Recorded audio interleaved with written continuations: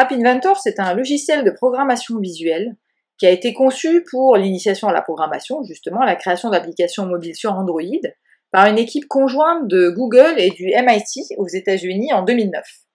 C'est un logiciel qui est open source, qui est gratuit, qui est accessible en ligne. Et en 2015, il y a plus de 3 millions d'utilisateurs dans 195 pays qui utilisent App Inventor, et plus de 7 millions d'applications créées à des fins pédagogiques, de prototypage ou même de publication, puisqu'on peut aller jusqu'à la publication d'applis sur le Google Play Store. Alors en quelques mots, on va voir comment on l'installe, comment on le démarre, le principe de fonctionnement, comment on package une application et comment on se retrouve en quelques heures, pour les applis de démarrage bien sûr, avoir créé une application fonctionnelle qui tourne sur le téléphone. Pour démarrer sur App Inventor, il n'y a rien de plus simple. Il faut avoir une adresse Gmail, se connecter donc à l'adresse i2.appinventor.mit.edu dès la première utilisation, télécharger une application compagnon sur le Google Play Store sur son téléphone. Je vais vous la montrer. Voilà, donc l'application ressemble à ça.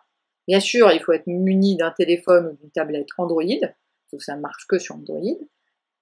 Et voilà, et vous pouvez commencer à travailler, à développer des applis sur App Inventor. Si vous n'avez vraiment pas de téléphone Android ou de tablette, vous pouvez travailler avec un émulateur en ligne qui est téléchargeable à partir du site internet. Et les navigateurs recommandés, c'est plutôt Chrome ou Firefox, ça marche avec Safari, mais Internet Explorer n'est pas du tout supporté. Alors dans App Inventor, il y a deux interfaces dans lesquelles on va travailler. Il y a l'interface de design, dans laquelle on est, celle-là, qui est l'interface dans laquelle on va faire la conception de l'apparence des écrans. Donc c'est ce qui va permettre de créer l'apparence visuelle de votre application et aussi de mettre tous les composants invisibles qui vont faire partie de votre application. Et après, il y a une interface de programmation dans laquelle on va créer le code, le comportement de l'application à proprement dit. Donc on passe son temps à naviguer entre ces deux interfaces. Alors l'interface de design est divisée en 4 parties. En fait, là, c'est l'espace dans lequel, qui ressemble à l'écran de votre téléphone, qui reproduit l'écran, dans lequel vous allez composer les différents éléments des différents écrans. Donc là, je n'ai qu'un écran, mais on peut en créer d'autres. Ici, à gauche, dans la palette, vous avez tous les composants qui sont déjà précodés, préinstallés, qu'on va pouvoir utiliser, que ce soit des composants visibles, les champs de texte, les formulaires, les images, etc., mais aussi des composants invisibles, comme par exemple la caméra, l'appareil photo, des bases de données ou l'accès aux bases de données, des capteurs, comme notamment l'accéléromètre, un clock pour gérer le temps, l'animation, gyroscope, GPS, géolocalisation, etc.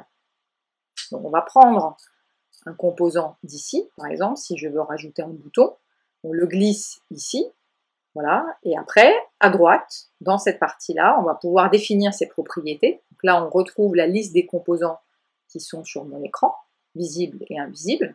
Et ici, à chaque fois que j'ai un composant actif, je vais pouvoir déjà définir ses propriétés par défaut, sachant qu'on peut aller plus loin dans la définition des propriétés dans l'interface de programmation. Une fois qu'on a conçu nos écrans, on passe à l'interface de programmation qui s'appelle les blocs dans App Inventor, parce que justement, c'est un logiciel de programmation visuelle. Ça veut dire que, en fait, on va manipuler de l'anglais ou du français ou plein d'autres langues. C'est disponible en plein d'autres langues. Il suffit de choisir sa langue et tout change instantanément. Et donc, on ne va pas travailler sur un langage spécifique. C'est déjà précodé en quelque sorte. Du coup, ça va permettre de se concentrer sur la logique de programmation et de s'initier vraiment à la logique de programmation en manipulant des blocs qui vont s'insérer les uns dans les autres, un peu comme des Lego. Donc ici, on a un ensemble d'éléments qui sont déjà précodés, notamment des éléments de contrôle, les conditions, de logique, de maths, de texte, etc. Et on va retrouver l'ensemble des composants qu'on a mis dans l'interface de l'écran, ici, qu'on va pouvoir manipuler et auxquels on va pouvoir associer un certain nombre de méthodes, de propriétés et d'actions, soit parmi les éléments précodés, soit parmi les méthodes et les propriétés qui sont déjà associées à chaque composant dans App Inventor. Et bien sûr, s'il n'y a pas tout ce qu'on veut, on peut après rajouter nous-mêmes, créer nos propres procédures, nos lignes de code, etc. Voilà le principe. En gros, on a deux interfaces. Une fois qu'on a fait le design et qu'on a créé le comportement, on va pouvoir tester en temps réel. C'est ça aussi qui est Très intéressant dans App Inventor, quand on a son téléphone à côté, en fait, grâce à l'appli Compagnon, on va pouvoir en permanence tester en temps réel pour voir ce qui se passe. Donc ça se fait de cette manière-là. Effectivement, je vais générer un code barre.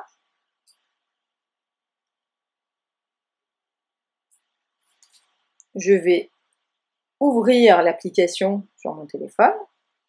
Je scanne le code barre. Et l'application apparaît sur l'écran du téléphone. Donc ça permet de tester en temps réel. Et une fois qu'on a fini de tester et fini de développer son application, on va pouvoir l'installer. Donc là aussi, rien de plus simple. On va générer un autre code barre. On peut aussi générer un fichier .apk qu'on va envoyer par email si on veut l'installer sur différents téléphones. Mais la version la plus simple au départ, c'est également de générer un code barre. Donc ça, vous allez le voir. Qu'on va scanner avec un lecteur de code barre, cette fois-ci, qu'on va télécharger sur Internet gratuitement. Une fois qu'on a le code, voilà, on l'installe. Alors bien sûr, il faut autoriser l'installation d'applications qui ne viennent pas du Play Store sur votre téléphone. Bien sûr, effectivement. Dans ce cas, je vais dire OK. Moi, je l'avais déjà installé, donc je vais faire une mise à jour. L'application est installée. Bien sûr, on lui a créé une petite icône. On va pouvoir l'ouvrir. Et hop, on a une application qui est déjà installée sur le téléphone. Donc en quelques minutes, vous avez vu comment on peut se connecter facilement à App Inventor. On n'a pas besoin de matériel particulier, bien sûr, il faut avoir un téléphone ou une tablette Android dans l'idéal, une adresse Gmail, une connexion Internet, un navigateur. Et après, on peut démarrer, commencer à créer ces applications, les tester et les installer, les publier, les partager. Il n'y a plus qu'à s'y mettre.